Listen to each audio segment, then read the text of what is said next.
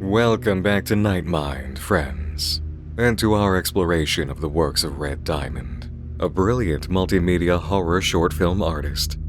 Last time, we visited the anthology series, VHS Tales, but most of you who know Red Diamond and requested examination of his work did so for a singular narrative series, OAKBURN Opus, a creature tale like no other in video form.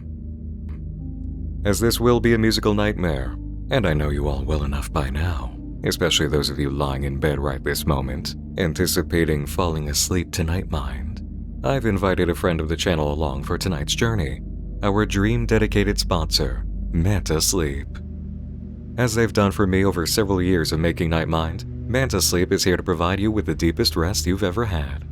I've been using a Manta Sleep mask for years to block out all the little rays of light from the sides of windows, TV screens, any disruptive elements in an otherwise dark room, starting with their original mask and now their Manta Pro, perfect for side sleepers, and definitely perfect for me. And for those of you who need a soothing voice in your ears to lull you to slumber, or some relaxing binaural beats, the new Manta Sound Mask is here, with ultra-thin built-in adjustable Bluetooth speakers, perforated material for greater airflow, an improved fit, and true 100% blackout around the eyes. The Manta Sound is an upgrade designed with comfort and audio immersion in mind. 24-hour battery life powers this model even at 100% volume, with no audible battery notifications to disrupt your rest, and the Bluetooth speakers are perfectly adjustable even after putting on the mask. Easy to power, easy to wash, and easy to wear.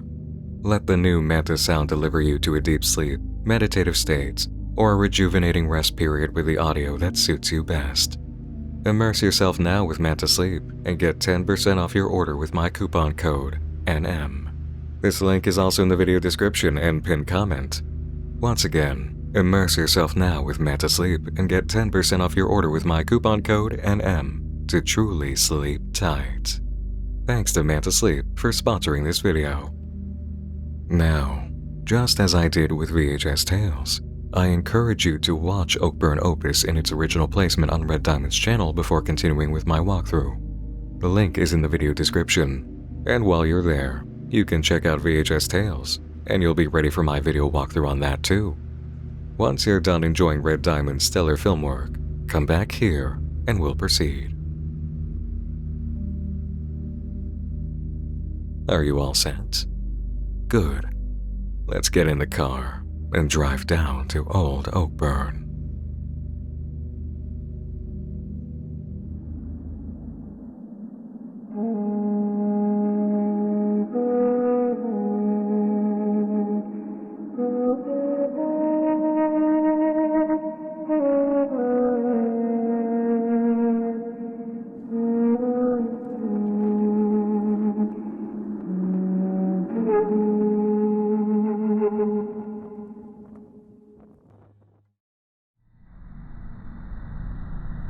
June 15th, 2024.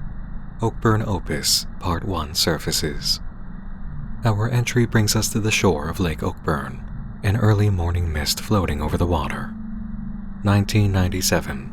Old OAKBURN population vanishes overnight. 2024. Classified information from the OAKBURN case is leaked by anonymous sources. An intricately carved stone marker stands in the woods, surrounded by mist. A new light is shed on the case, which branches into countless theories, hypotheses, and discussions. We're informed the following images are based on the manuscript's findings, belonging to an anonymous inhabitant, and a restored cassette tape depicting the phenomena. OAKBURN Opus, Part 1, has begun. The tone established here by Red Diamond illustrates his knowledge of craft, honed through many videos already on the channel. Atmospheric, isolating, indicating the feelings of the setting as the mystery is introduced in our moment of stepping in. OAKBURN Opus's intro is an enticing study in blue. The quiet image of this stone and its carving suggests mythology or occultism without stating it, giving a silent glimpse into the nature of the town's disappearance. The material that will come next is contextualized. Our emotional entry state is set up, the basic premise information is delivered, and our curiosity is engaged with a touch of additional information, all done in excellent sense of control and application of artistic skill by the artist. Evidence 1 plays. OAKBURN's flutist.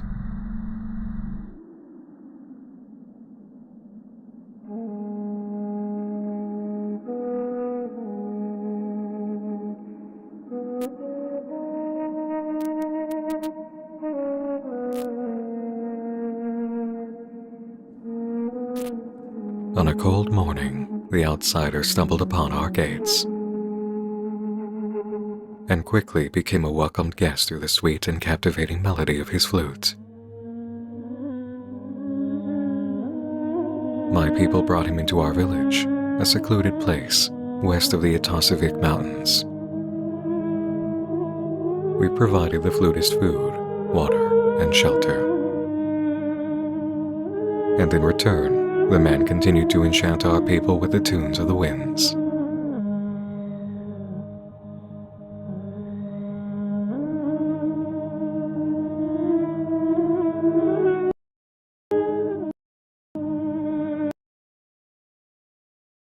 Your video player isn't buffering. That's in the video itself. This segment alone gives us so much.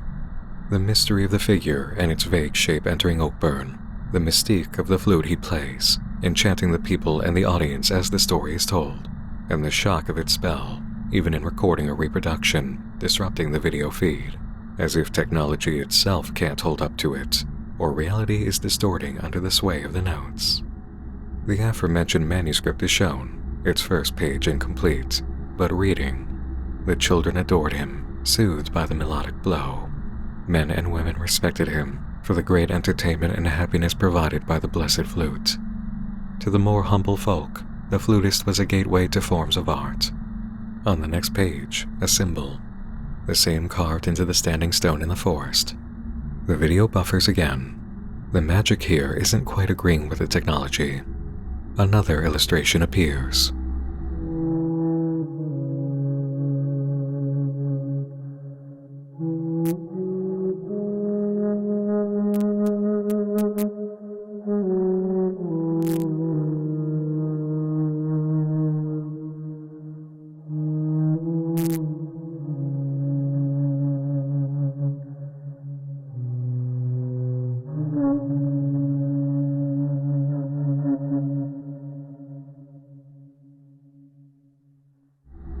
Scenes of music and illustration like these provide a chilling narrative conveyance, giving us story sequence as it stays mysterious and otherworldly.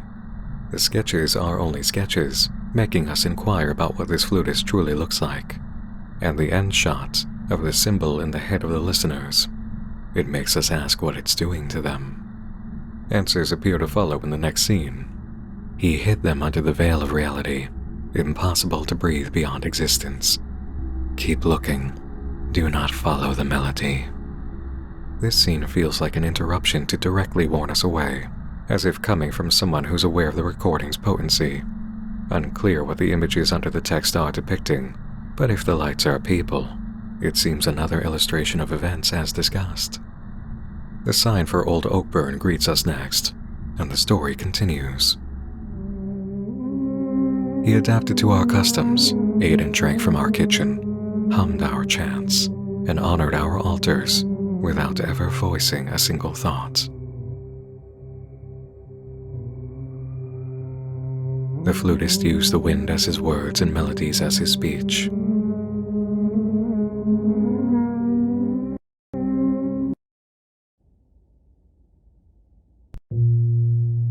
Within the wind, it hid something. Within the wind, it breached our spirit. Within the wind, the flute burned the veil. We zoom out to the full spread of the manuscript in Evidence 1, made by an unknown author, recovered by Martha Astor, 2002. Evidence 2 enters the magnum opus, a cassette recording. It's cast in a blue as cold and isolating as the intro. 1997. The great flutist of Old OAKBURN announces the completion of his magnum opus. A presentation is set to happen Friday night at Lake OAKBURN. Hundreds of men, women, and children gather near the lake in anticipation.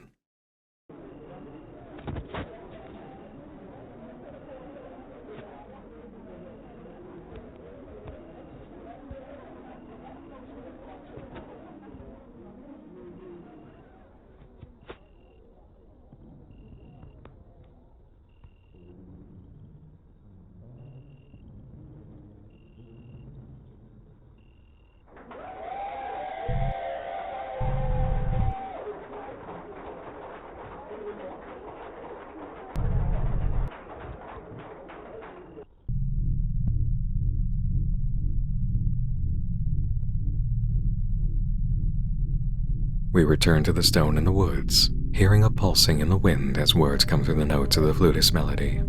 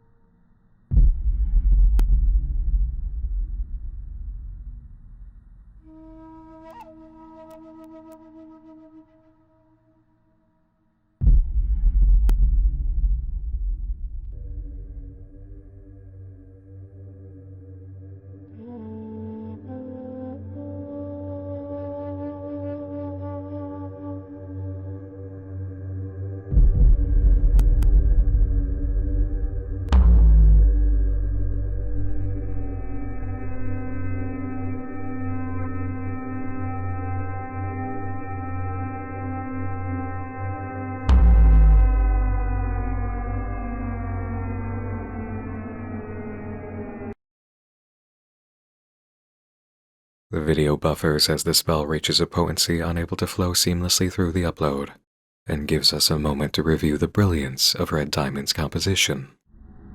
Observe the standing stone in the woods interwoven with the audio and image of the cassette tape. Its activation is insinuated to be simultaneous as the applause occurs. The timing of both events is established without literally telling us this. A simple back and forth of the images and audio makes sense of it. Shifting to the stone itself as the magnum opus plays, the throbbing of energy in the wind intensifies. The stone begins to glow. The air itself becomes visually charged with red shapes. Commands issue forth as unheard lyrics. In the scene that follows, with 2 shots of Oakburn, as the flute's music echoes out, you might notice it's directional. Whichever ear it comes from, that's where the symbol appears. And in the last element, over the lake, the flute is in stereo, granting us both red symbols. The visual matching to the audio is a superb artistic touch, leading us to the magnificent, obscured yet recognizable image of the flutist, hovering over Lake Oakburn, arms raised in his triumph. A melody peaking into such power that the video itself is unsustainable. And in the image that comes next, we gaze into a face. An obscured version of the cassette. A visual emerges, slowly, buffering into place, and even in its clearest, fullest form like this, we can't properly make it out, though a dread informs us we must be witnessing the unreal, and immediately...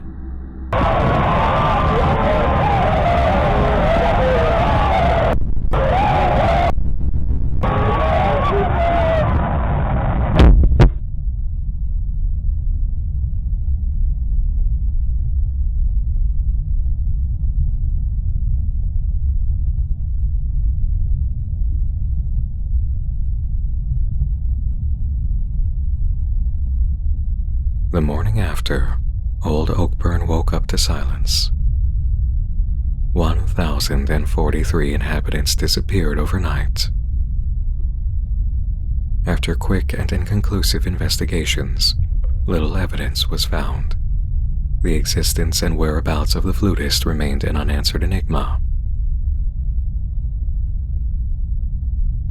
That was until 2003.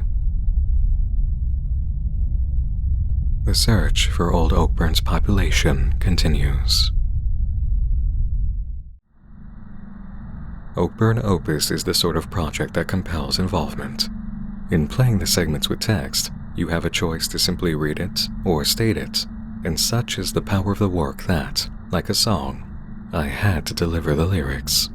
It draws you in, its mystery and appeal, the potency of the art and intentive design of the artist, delivering a tale of a mysterious horned Pied Piper that entranced and transported an entire town's population. Red Diamond knows how to make short films with no true actors. This was all done with multimedia expertise, and it makes you ask for more. Stylistically, what could you talk about here that isn't obvious? The film stock look and presentation that brings to mind serious cold case documentaries. The uneven handwriting and almost storybook illustrative work in the manuscript depicting the flutist enchanting the townspeople. The contrast of nature film text choice over the out-of-focus distant imagery of the flutist, a supernatural entity whose presence was welcomed as if he was a man. Live-action shots giving us more of an idea of this setting's reality. Every choice Red Diamond makes here is intentional, the creature at its heart, and impact on those who know the story. A masterful control is at play in the artistry. Nothing too strong, too fast, no overbearing. And thankfully, we're able to advance into OAKBURN Opus Part 2, its introduction unfolding in the colors of old OAKBURN to bridge us into the next scene.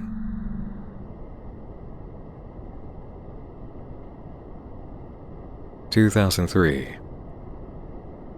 25 miles from Lake OAKBURN, the Lebedev residence.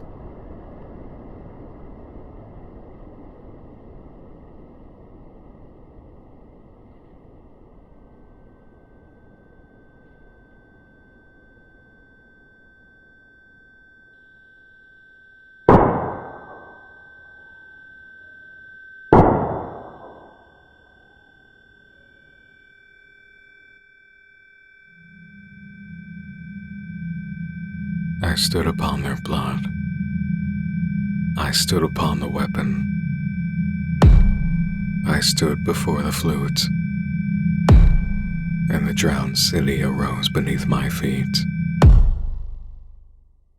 An investigation sequence follows, illustrating the moment we enter in documentarian perspective, intertwined with the mindset of whoever's just spoken in the intro. The melody crawls in. The voice under the veil commands, and the vessel answers.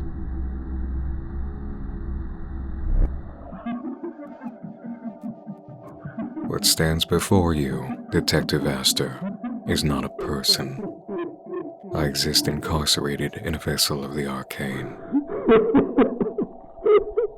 I will entertain your feeble sense of justice. I will share you my tale.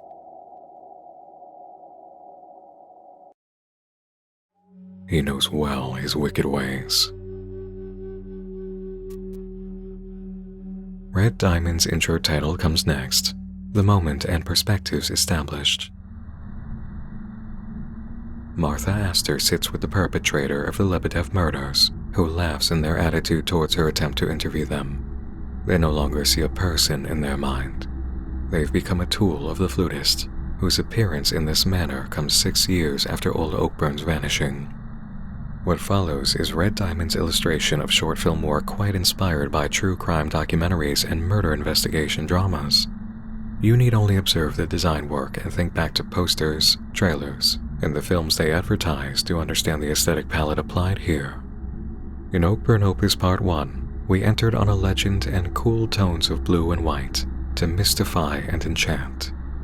In Part 2, we approach in Detective Martha Astor's perspective, a serious tone of red and black, mixed with the night's experience of responders on scene. December 10th, a call is made to the Atosavik Police Department from the Lebedev household. The caller confessed to having committed murder.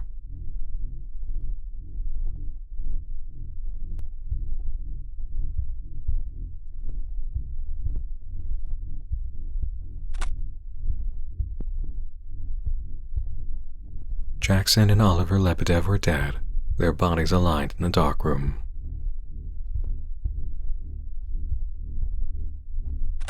The Lebedev brothers, naturalist photographers of Itasovik, searched to capture the empty landscape of the mountains. The criminal was never identified. For the convenience of this investigation, the killer will be addressed by the pseudonym John Doe. Enter Evidence 3, the Lebedev murders.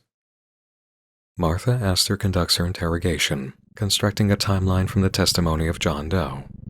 On December 5th, Doe is led by the melody of a wind instrument emanating from Lake Oakburn, ushering in Segment 1, Conditioning. The flutist stands at the edge of a bridge, his music on the wind.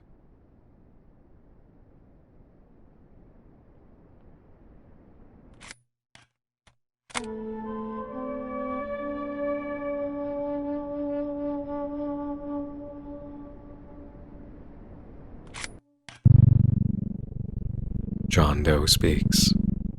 From the very first moment the flute touched my mind, I was sure to have been struck by something otherworldly, roaming the depths of the lake.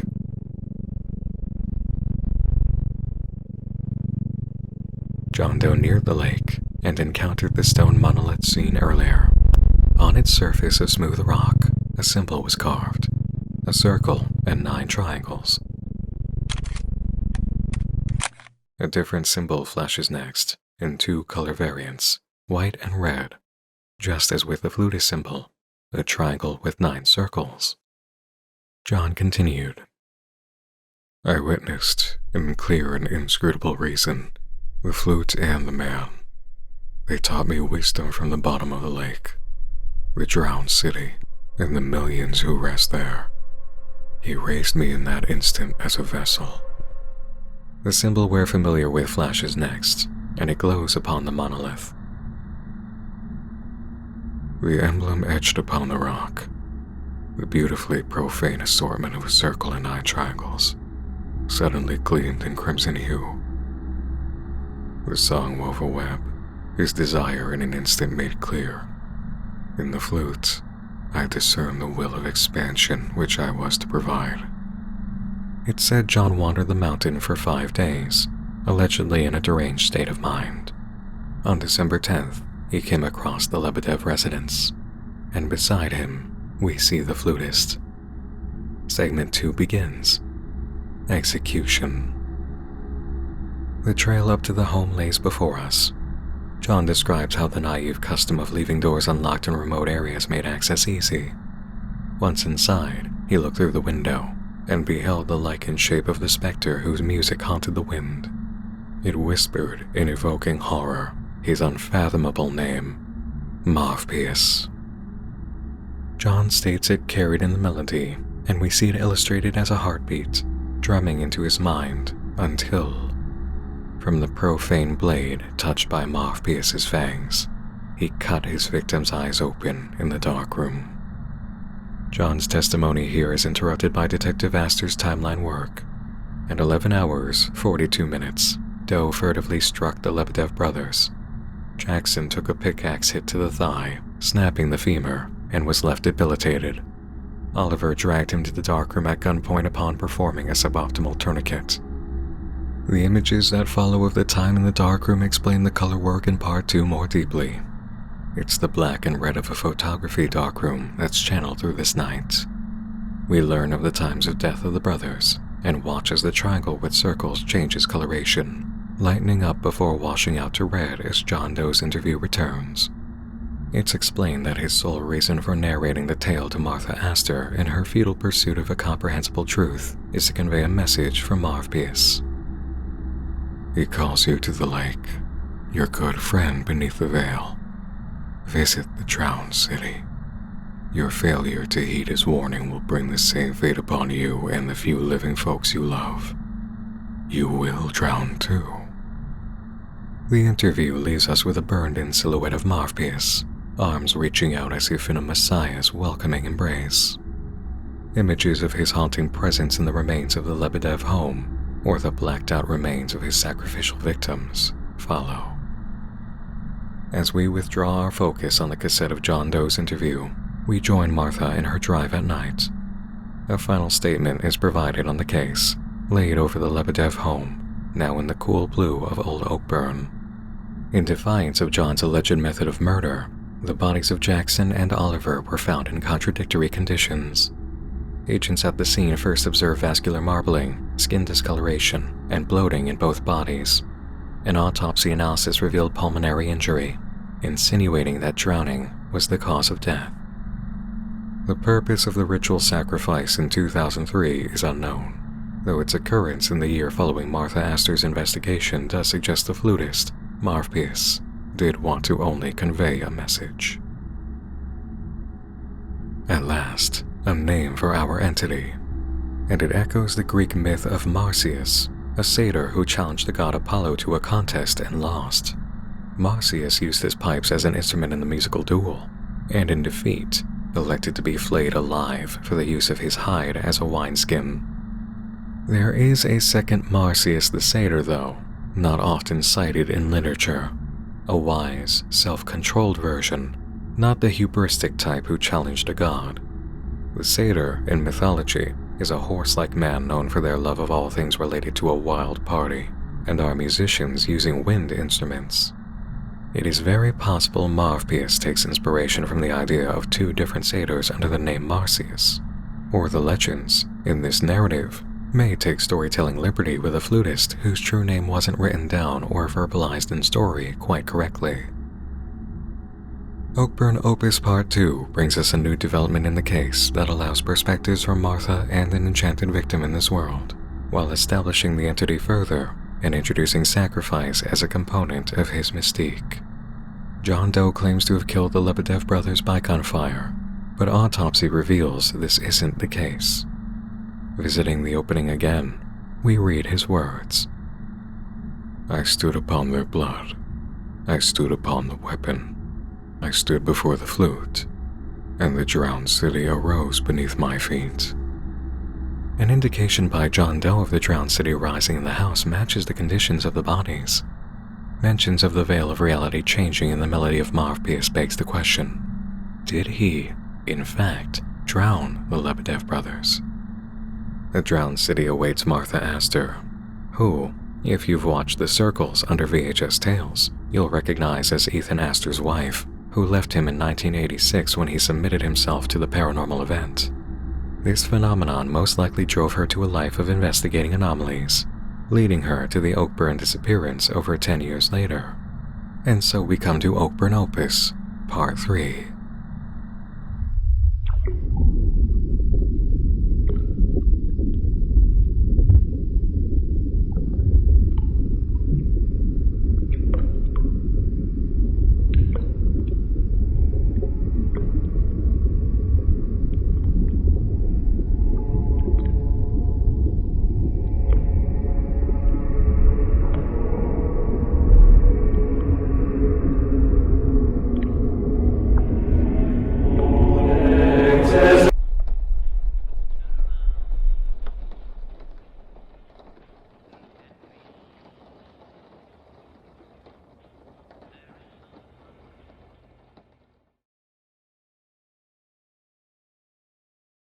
Let's take a moment to just appreciate that again.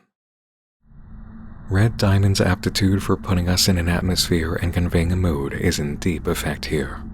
Filmic in a way that we've not seen before, but making perfect sense for him as an artist. To just appear in the backseat of a car, in the rain, in a mysterious town. In just this scene, it's as if we're in a movie theater. And rest assured, the emotion carries on. The film grain over footage that follows is an effect to appreciate. The land remains still, accursed by a tragic silence for over 5 years.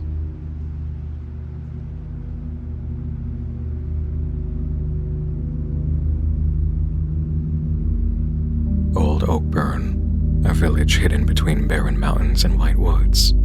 In its heart, the depths of the lake.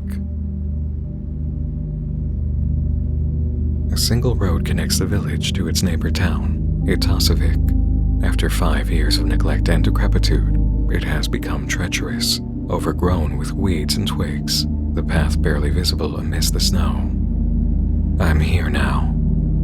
I am home. Today, into those dark depths I must venture, and behold my secret, the very root of my curse. These waters go much deeper. The flute melody of Marv Pius echoes out as the camera descends over the remains of Old OAKBURN. Martha's car sits in the center of the street. There's no need to follow traffic regulations here.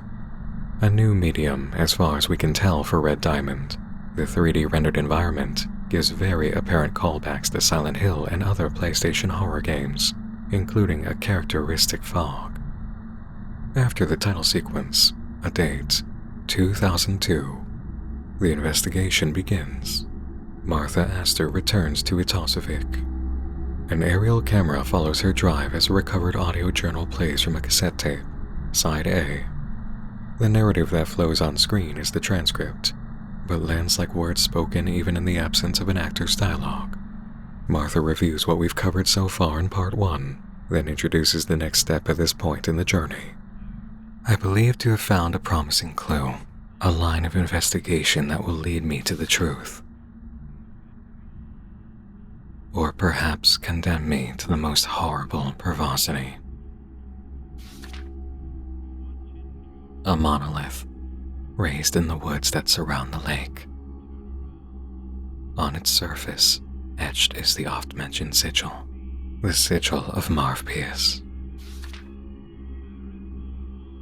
Crumbly, covered in moss and stained with moisture, the stone, however, reveals a more intriguing nature when analyzed in depth.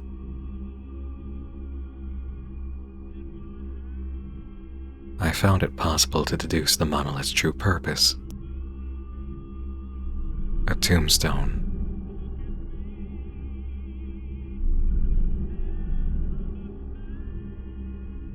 Before the monolith, we are likely to find the entrance of the tomb.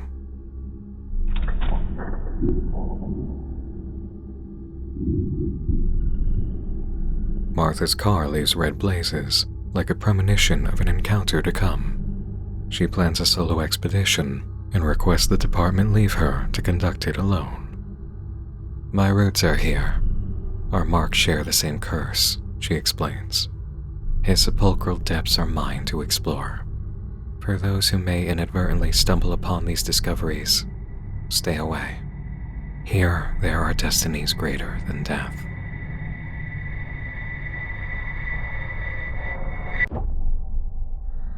In presenting Martha's investigation, I realize Red Diamond grants us a cinematic adventure like I've never experienced.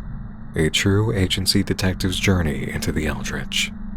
Echoes of the more serious tones of Weird Tales horror stories underscore the atmosphere and bleed through Martha's statements, like a protagonist introducing their personal encounter with the extraordinary in a tattered leather journal. There are movies and shows centered on police and FBI agents dealing with the occult, but I've seen nothing of the Eldritch phenomena drive in live action to draw a parallel to here. Red Diamond, to the best of my knowledge, is breaking new ground with old tools.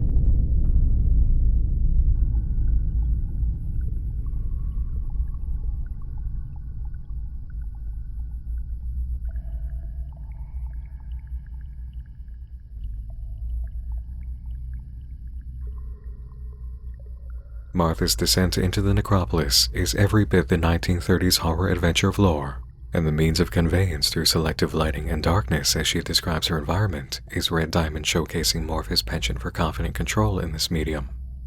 Black moss covered the walls, forever damp. The smell of fish carcasses, putrid scales. Disappearing into the ossuary, a gentle walk to the cursed ruins.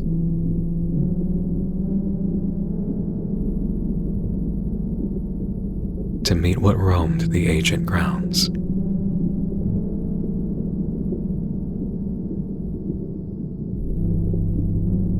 Our sigils burned in proximity. The pungent abyss of the mortuary dragged me to secrets long forgotten, to disrupt knowledge better left unseen. A terrible familiarity, repressed memories of times of wrath, afflicted me in short flashes. The terrible burden, this obsession, being dragged to things occult. Ethan, was this how you felt?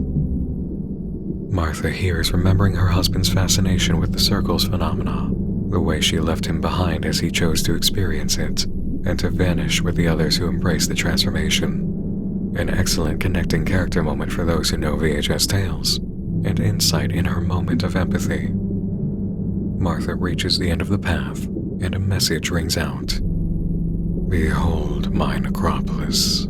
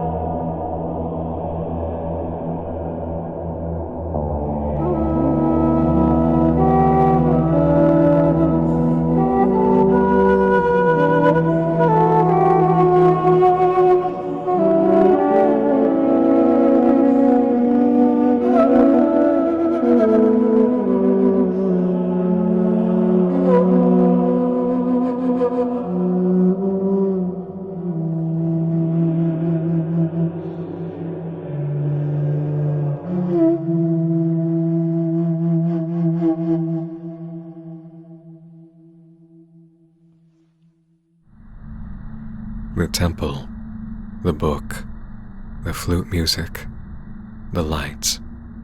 It all comes together to change the tone to a calm, otherworldly reverence in a grounded location.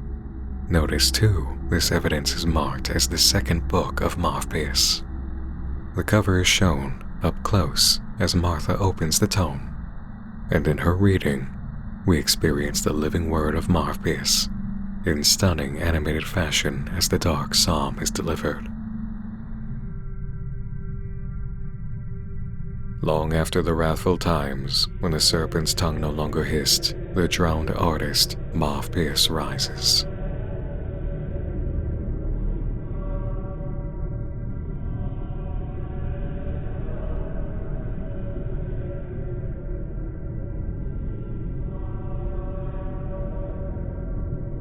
Risen from the pungent water, carrying the darkness of those eldritch depths.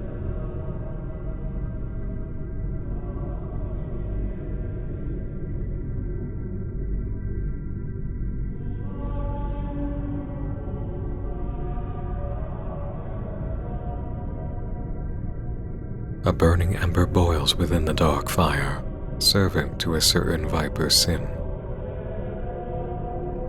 A trade, a price was paid, his kin spared from the gloom of the lake, and now his flesh in torment laid. Rise, a call from beyond the veil, roaming the last ring, face the fire, his wail. Morpheus descended the mountain's height, forever white and glamorous, seeking the land of light.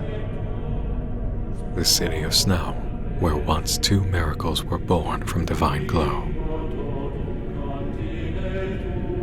The people of the city, at the florid orange sunrise, were to soon regret their pity.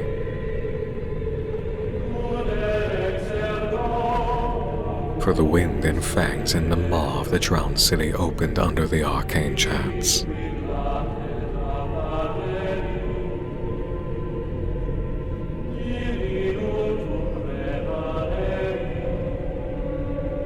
To swallow the accursed soil, roar the fire from 9 circles, and let the water boil.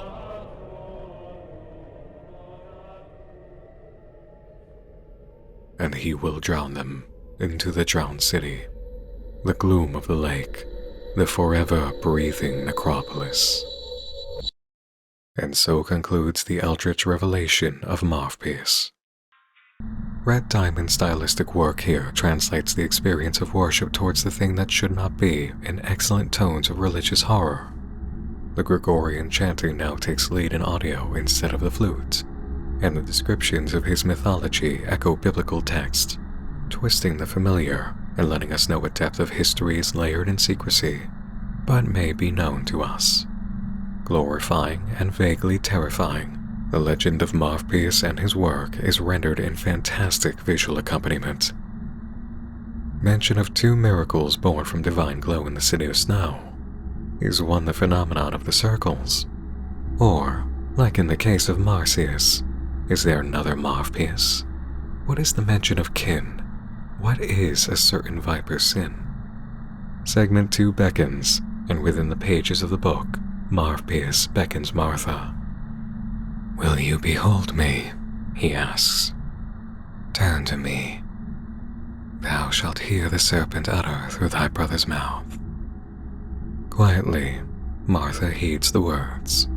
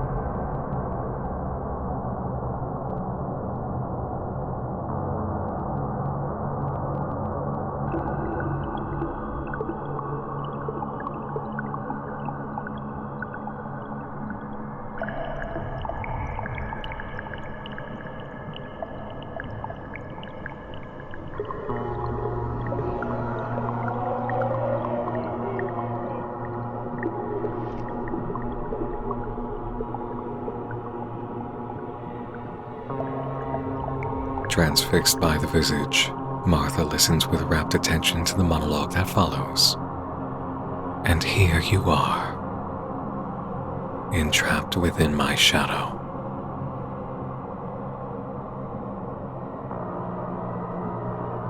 Fear not. Contain your shivers, for there are horrors beyond my wrath.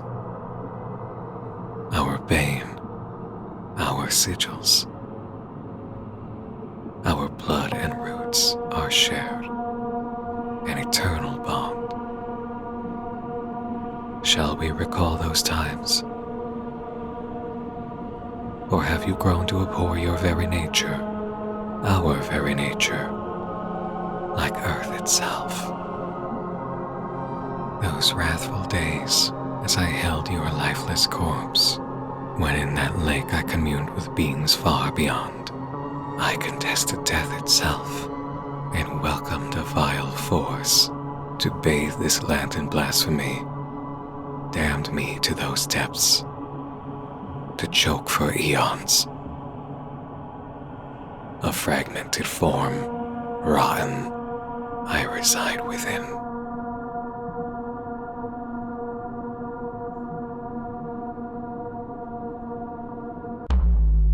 The message of the serpent flashes over a visual of the same.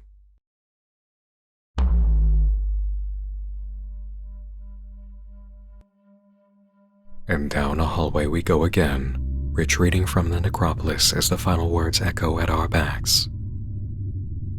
And my dead throat shall cast upon this earth the fires of 9 circles, to the land that plunged me into darkest pits to blazing marble, to the drowned city so below.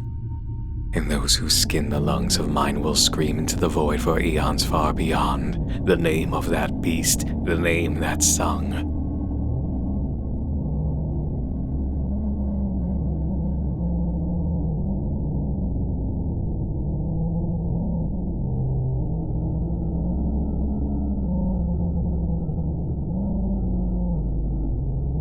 Morpheus.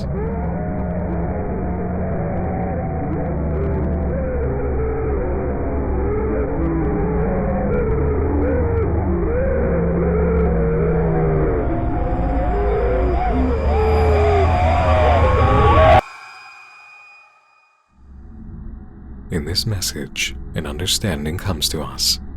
There is a lurking horror almost as awful as Morpheus indeed, to whom he serves. It was trapped in a realm below the surface reality, and it is vengeful.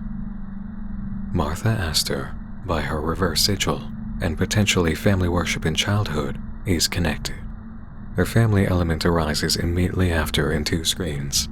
Martha Ludolph, under the triangle-based light sigil, and Matas Ludolph, under the circular red, both having lived in the 1800s, but Martha still alive. OAKBURN, with its symbol of a serpent, established in 1897. Martha Astor's findings were recovered in mid-2010 and remain classified until 2024. The material shows a direct connection between the detective and old OAKBURN's flutist, while also creating doubt on Astor's true identity. Narrative intrigue has been significantly raised in Part 3, with patience for receiving understanding of the triangle sigil rewarded. It is an inverse of the sigil of Morpheus, and it seems Astor's brother fell to the worship of the power of the flutist. Martha may have undergone a near-death experience as an attempted sacrifice. Now we come to a 4th installment, the 36-minute episode, OAKBURN Opus, Lies. It opens in a screen of familiar blue, the haunting melody of Morpheus playing in the wind.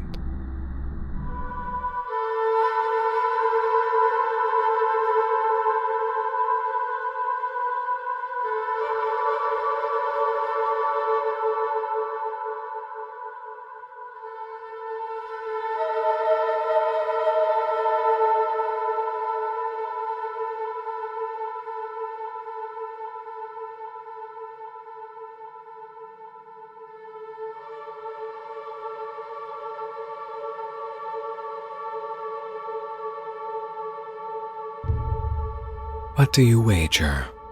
I might win him yet? If you give me your permission first, I'll lead him gently on the road I set. This is immediately a new point of intrigue. 2 cenotaphs, one with a swan statue at its base, stand-ins for 2 beings discussing a competition over the allegiance of a man. Then, an office with an investigation board. The phone rings as we zoom in, studying the material. A man who appears to be a satyr is depicted in one art piece, and an Etossavik Police Department missing flyer related to the old OAKBURN disappearance. The scene switches to the phone. The digital screen reveals the caller is Martha. It's December 2003. Forwarded to an automatic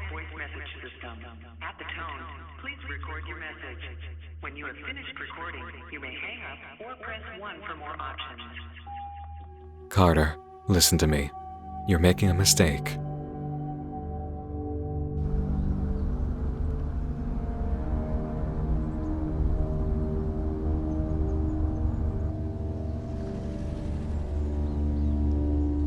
Talk to me. Don't you dare turn away. Don't you dare listen to him. I told you I'm working on it, for God's sake. Carter, answer the phone.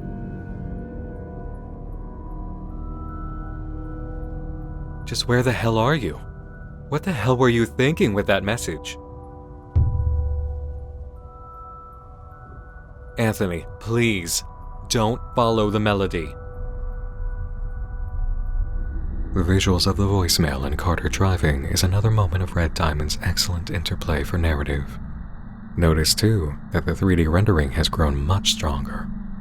The skill set is increasing, and the environment we entered at first reflects it too. Anthony Carter is a new character, but we know enough by Martha's words. He's investigating alongside her, and has left a very concerning voicemail indicating a desire to follow Marv Pierce's melody. Part 1, Call on the Wind, brings us a single candle.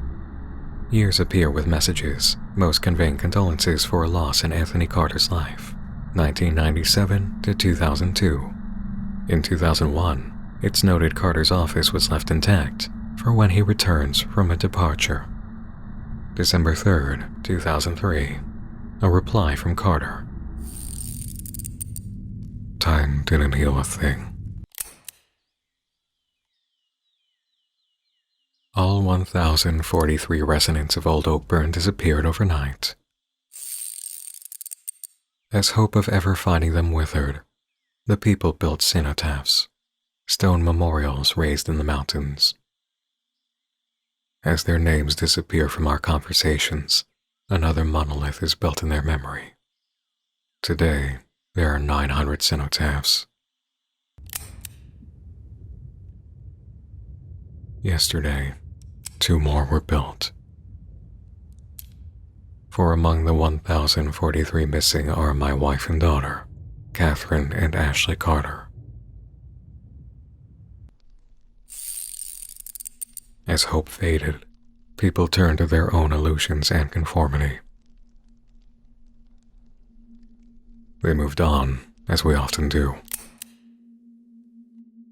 But I can't conform.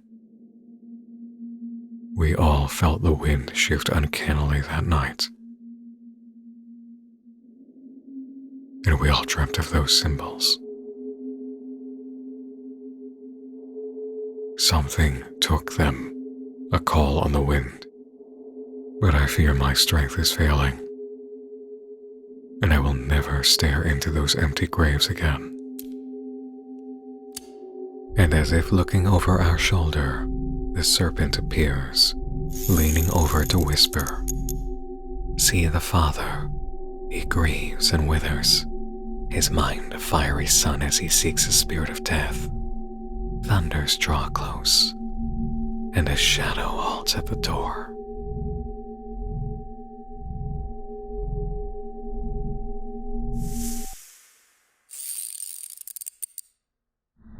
It's notable here how well Red Diamond is able to set style as character marker. We associate the cool, mysterious, lonesome blue of Old OAKBURN and Marv Pierce in his mystical flutist tone, and the pulsing, potent red of Marv Pierce revealed as Eldritch abductor and the serpent serving in the depths of the drowned city.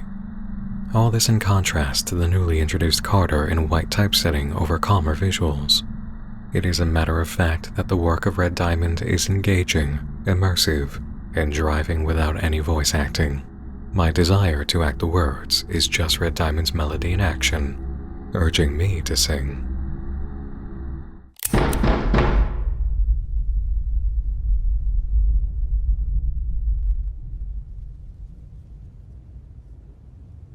A shadow came by.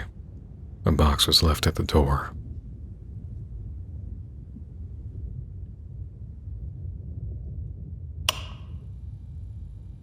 Inside, a tape and a letter with no signature.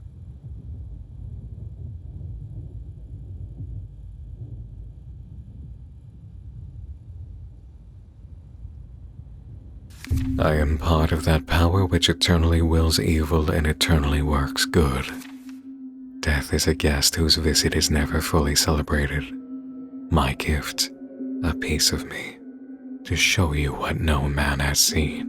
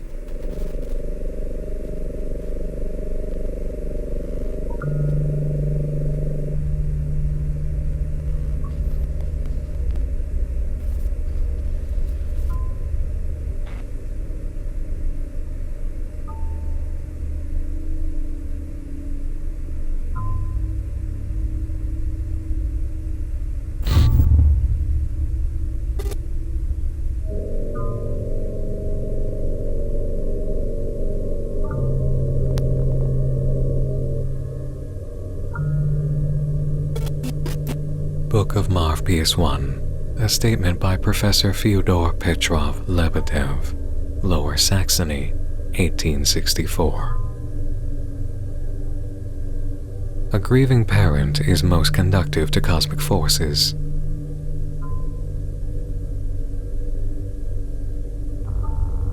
And thus she bargained with the keen serpent, should her redeem her motherhood on the shores of the Weser River.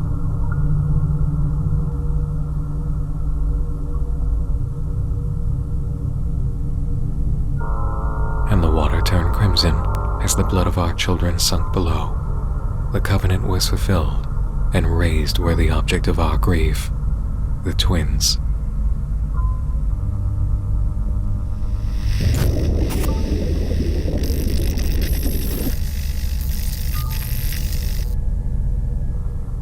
Yet the compact commands the sorcerer's willingness.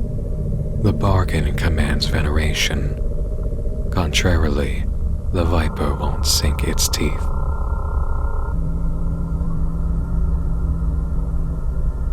Symbols speak the language of our fates. The circle, the cycle, and the obsession. The triangle, fire. The inverted triangle, water. The line, the bond.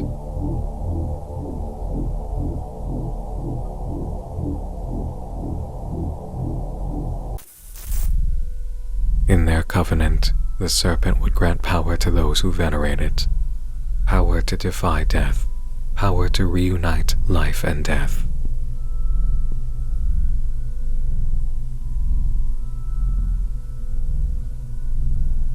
One can only speculate about the sorcerer's mental state, but as for the Ludolf, with all due respect, I wish to refrain from discussing her personal tragedies. Truth is, the serpent is alluring elixir vitae, oozing from the viper's fangs.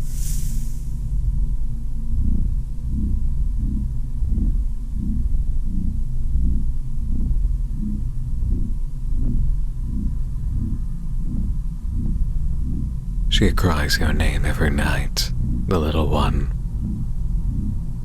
Come to the lake. Here my forces lay strong. Should you wish to dry her tears, the sigil is key.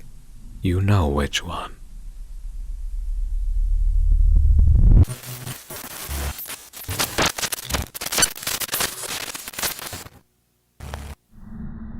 The sequence of Carter receiving a package with an actual VHS tape gives us new media perspective within the narrative, and a new style palette for Red Diamond to play with. Actual analog media to convey a purposely built analog horror type of message in full context that justifies it. Magnificent choice. And all of this, still, a song of eldritch appeal and myth layering, all while answering questions raised before.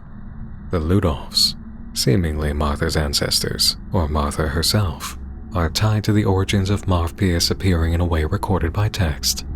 The author of that text was an ancestor of the Lebedev family, enlightening us on why John Doe was led to sacrifice a pair of brothers in that bloodline. The sigils are explained at last, and we see an immediate example of use in the inverted triangle underscoring a direction to come to Lake Oakburn. Discussion of the twins brings us to the matter of Martha and her brother, his form twisted in the necropolis, a mouthpiece for the serpent below. In the myth around the Ludolf, a grieving mother, we come to understand further that she made a bargain. And it fits the picture that Martha and her brother were those twins, marked by the sigils. Do you remember the words spoken to her in the necropolis? Those wrathful days as I held your lifeless corpse, when in that lake I communed with beings far beyond. I contested death itself. Examination through the biblical approach of the language in Part 3, combined with Martha's encounter with the serpent through her brother's form and this tape's information, presents a picture we can at last understand. Mouthpiece is the great eldritch horror, the serpent a lesser servant, but with access to the power to contest life and death. In the mid-1800s, a grieving mother by the last name Ludolf made a bargain with the serpent, resulting in a pair of twins raised from the water. And it appears that Martha and her brother were these twins, one or both having died, possibly drowned, and been revived. The covenant may not have been fully sealed, however, as the serpent requires veneration, and it was trapped in darkness. The findings at the end of Part 3 suggest Martha isn't quite who she says she is. She may very well have been alive for over 100 years, existing in a state she doesn't fully understand until now. But if Matthaus was her brother, he died in 1897. All this information in Carter's office shows us the moment before Martha's voicemail, giving us the explanation for his drive to Old Oakburn. Please record your message. When you have finished recording, you may hang up or press 1 for more options. Martha, I'm tired. I know you try. We all know how good you are at finding people. But to me, your words just don't have any meaning anymore. You say you'll fix things, then look away and frown, then with a cold stare you return to the same old condolences. Is there really something inside you, behind that husk? I found the damn solution. Or maybe the solution found me. It doesn't matter. So don't worry about lying anymore. I know those symbols have great power. I'll fix it myself. I'll save my family.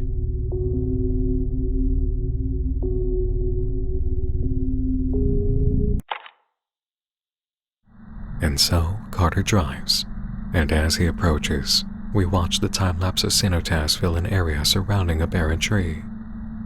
Another scene shows us a bird atop one on a rocky hill, and in another, a figure in mystery, no longer so vague in form. Catherine Carter is shown, 1959 to 1997, then Anthony himself, and next, a swan, like we saw at the beginning, followed by Ashley, 1984 to 1997. The cenotaph with a swan at the base may be hers, and her mother's next to it.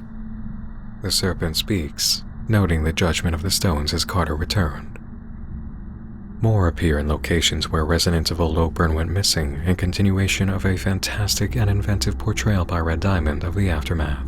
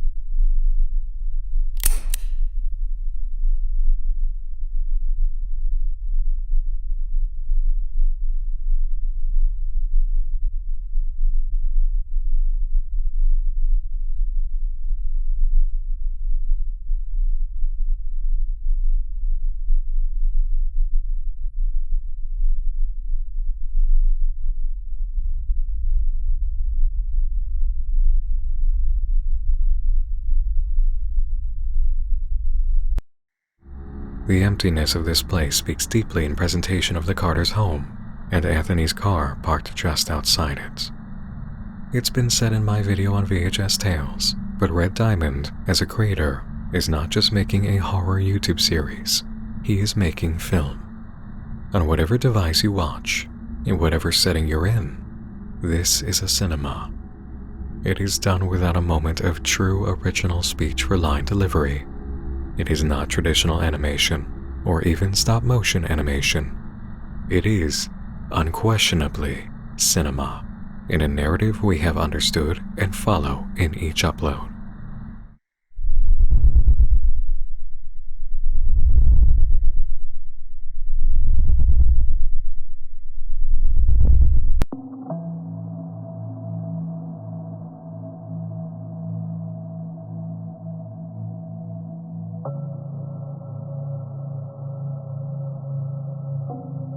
And all of her things stood still, perfect to memory.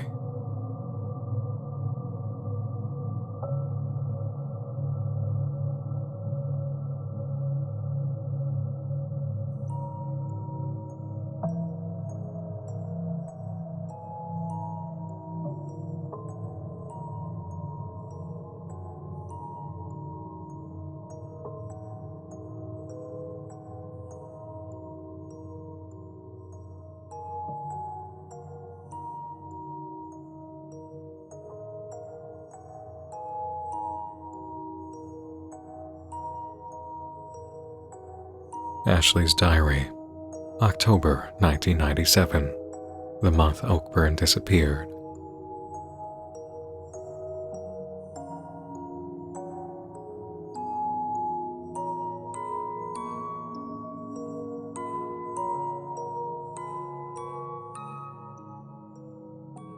In sketch and script, Ashley describes the approach of Morpheus to the town, hunched and cloaked, deeply injured.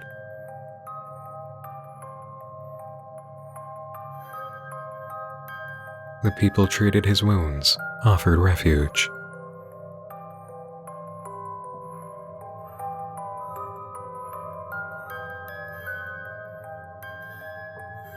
Described as tall and thin, he towered over any crowd and shone at the touch of the sun.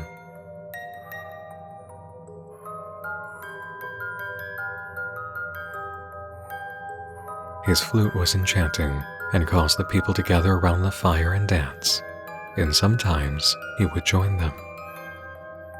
And in the flow of illustrations, we see him in greatest detail, disrobing, an aquatic satyr, unlike anything of earth, with his many eyes and fins around the head. At night, he roamed spreading his melodies, soothing the ill, lulling all people to peaceful slumber, quieting anxiety.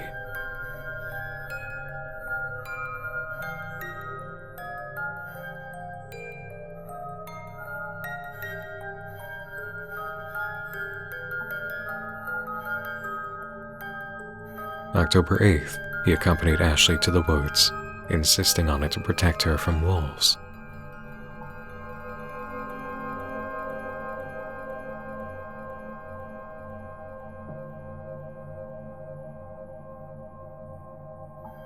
He followed silently, but when the wind blew, she would hear his words.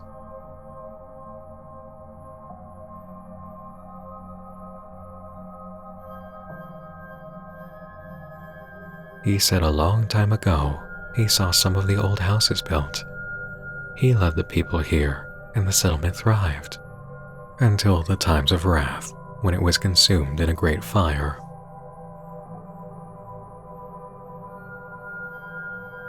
When he leaves, he carries his loss to a very dark and gloomy place he wishes Ashley would never see. But it was all done now, and the past couldn't be redeemed.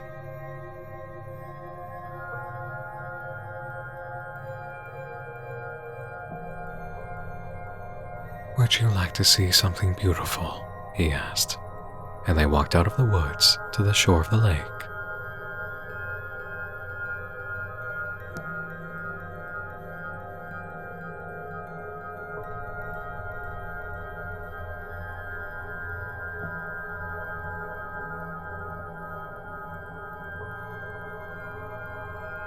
where a beautiful white swan was swimming, just as in Ashley's dreams. A new understanding for us of Marv-Pierce's enchantment.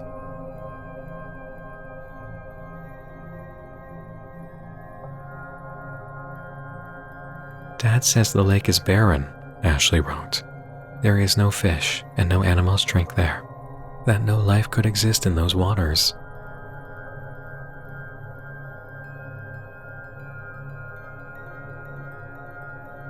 But the flutist says he and death walk side by side.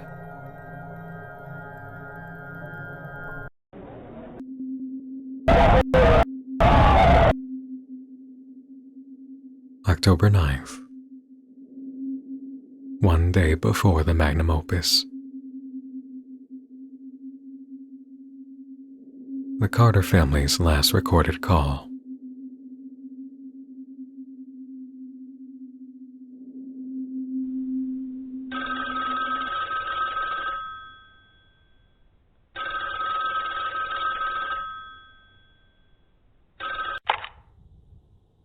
It was Anthony, telling Catherine he wouldn't be home the next day due to an accident with a trainee who messed up badly with a rifle. Shouldn't take more than a week, he said. He said he'd make it up to Ash by stopping by a shop to get some of her favorite colored pencils and to tell her he loves her. The scene turns to the cold blue of OAKBURN and the red text of the serpent and Marv-Pierce. The clocks strike 12.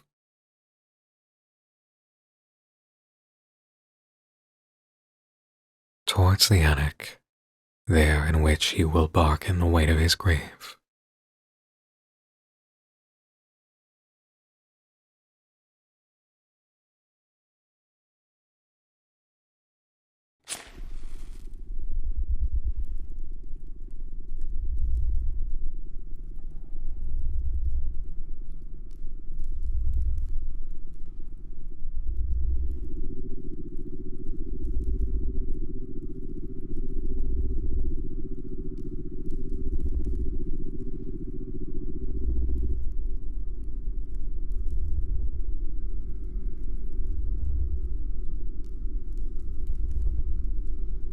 Anthony Carter kneels.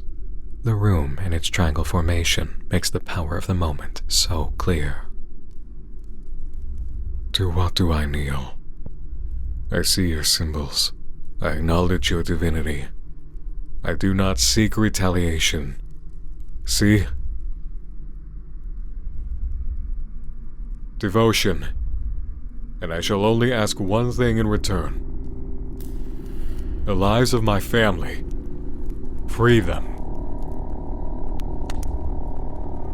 Dispose of mine as you see fit, but free my child. Free them both and keep me instead. I beg you.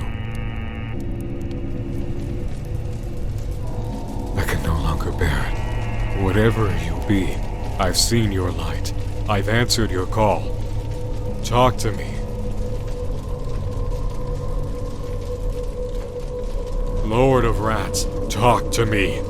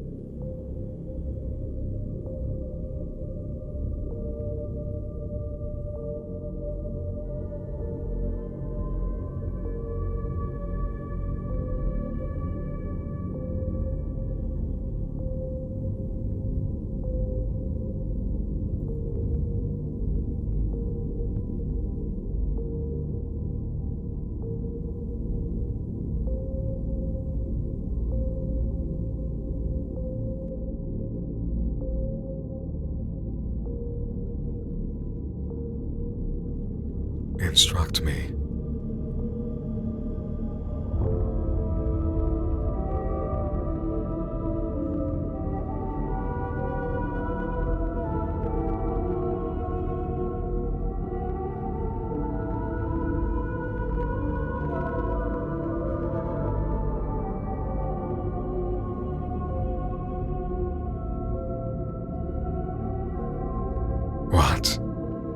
beg you, how should they be of any use?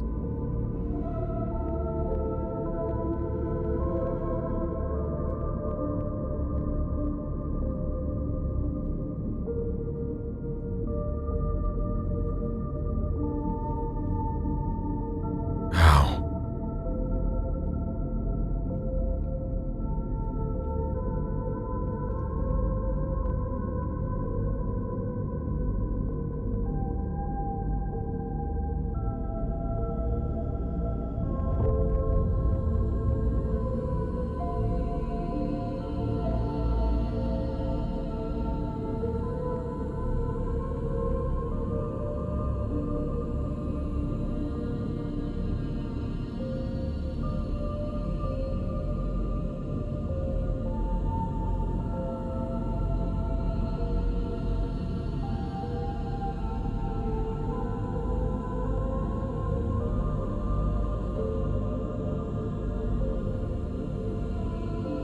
I accept.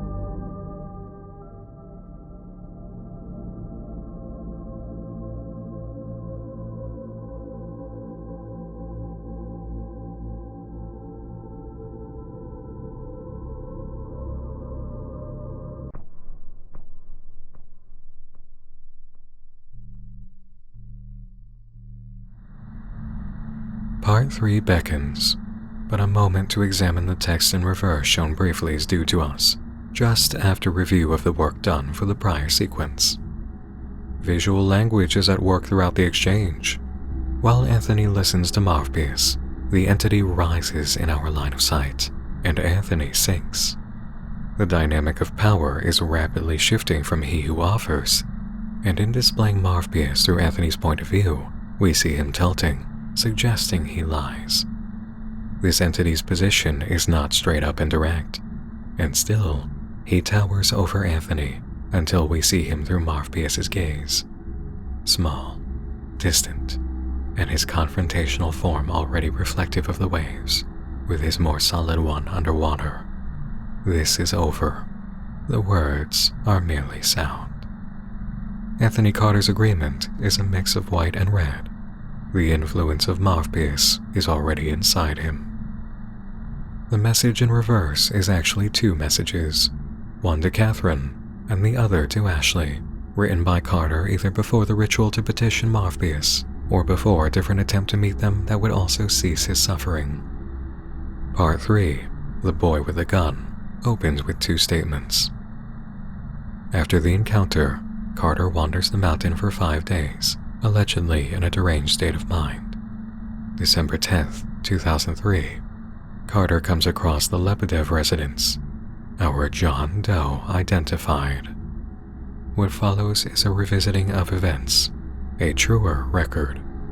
The caller did confess to murder, but the conditions of the bodies, reported as having drowned, is due to a command from Martha. Take them to the lake and stay out of sight, and make sure they sink. This is not Carter. Not anymore. I'll deal with him. Martha's picture ends a line depicting the states of the bodies found on scene. Morpheus, or someone under his power, takes over narration. See the Astor.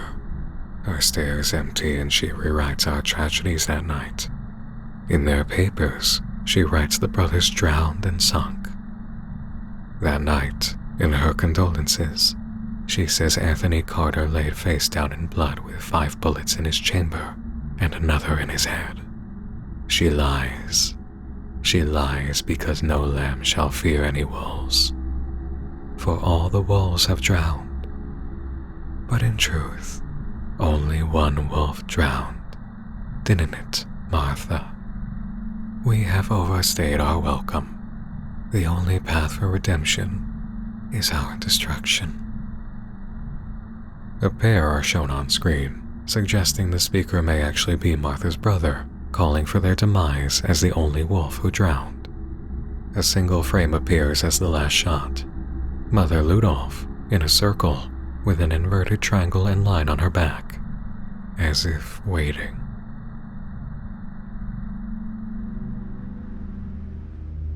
The cinematic Eldritch experience of OAKBURN Opus is truly special. This is a free experience on YouTube, made by Red Diamond. Not a team, but an artist. In exchange for the film you've enjoyed, you may subscribe to Red Diamond's channel. You may support him directly on Patreon.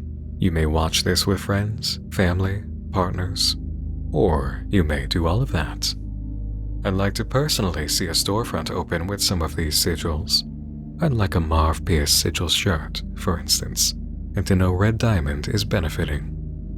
OAKBURN Opus will, undoubtedly, be dropped in the category of analog horror by laymen who don't know how else to refer to it. What Red Diamond has made transcends any idea of analog horror and directly enters the territory of film. The entire catalog of his offerings, from VHS Tales to OAKBURN Opus, challenges the format and evolves it directly into a new bar to reach towards, while liberating further the subgenre, busting open the seams to be much more multimedia experiences that don't need confinement to still pictographs, black and white filtered images, and record player noise with vague narrative text. No artist needs to enter at this level of proficiency, skill acquirement, or potency. Do always remember, there is no gate. To the point of that lesson, however, witness how much Red Diamond took to application that education and defied tropes, trappings, and transcended inspirations to deliver much more original work that will, now, be majorly inspirational to a whole new wave of artists.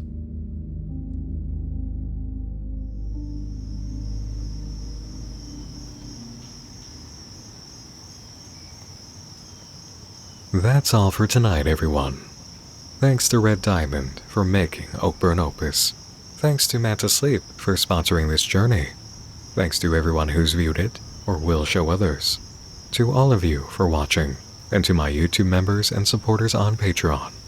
As stated in our Night with VHS Tales, you can now support Nightmind for as little as $2 or $3 as a YouTube member or Patreon supporter, which empowers what I do and the Nightmind Index for new and undiscovered unfiction projects.